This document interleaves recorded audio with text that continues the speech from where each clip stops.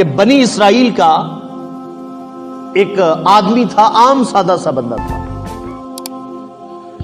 اس نے وہ جنگ سے واپس آیا تو دیکھا کہ ایک ٹیلے پر کھڑا ہوا، تو ٹیلے پر کھڑا ہو کر دیکھا، اس نے نظر ماری تو ہر طرف اناج ہی اناج، فصلیں اگی تھی اور فصل تیار تھی، پک کر کاٹنے کے قریب تھی. تو اس سادہ سے بندے نے کہا پروردگار اگر یہ مال میرے پاس ہوتا ہے نا تو میں یہ سارا مال تیری راہ میں غریبوں میں تقسیم کر دیتا. اب اس نے یہ بات کی دل کے اندر، ہمارے دلوں کے اندر بھی بعض اوقات بندے کے پاس وہ چیز نہیں ہوتی، لیکن بندے کے پاس خیال آتا ہے کہ پروردگار اگر ہمارے پاس ہوتی تو ہم اکثر سوچتے ہیں کہ یا اللہ اگر یہ زمین ساتھ والی تو ہمیں دے دیتا تو ہم بہت بڑا مدرسہ بنا دیتے، اگر تو زمین دیتا تو ہم اور مسجد کو وسیع کر دیتے.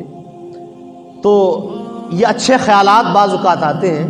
تو اس کے دل میں یہ خیال پیدا ہوا کہ یا اللہ یہ اناج میں تیری بارگاہ میں غریبوں کے لیے تقسیم کر دیتا اگر میں اس کا مالک ہوتا.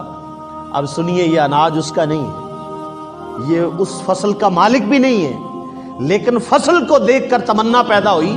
تو کہتے ہیں وقت کے پیغمبر ان کے پاس آئے، وقت کے پیغمبر کو آواز آئی کہ میرے فلاں بندے سے کہہ دے کہ اللہ نے تیرا صدقہ قبول کر لیا.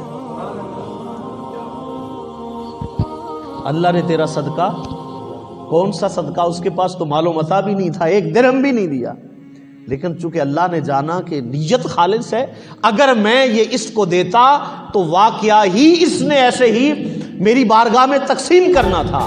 تو اللہ نے اس کی اچھی نیت کو دیکھ کر پیغمبر وقت کو فرمایا کہ انہیں فرماؤ کہ جتنے اناج کا تو نے نیت کی تھی ہم نے صدقہ قبول فرما لیا.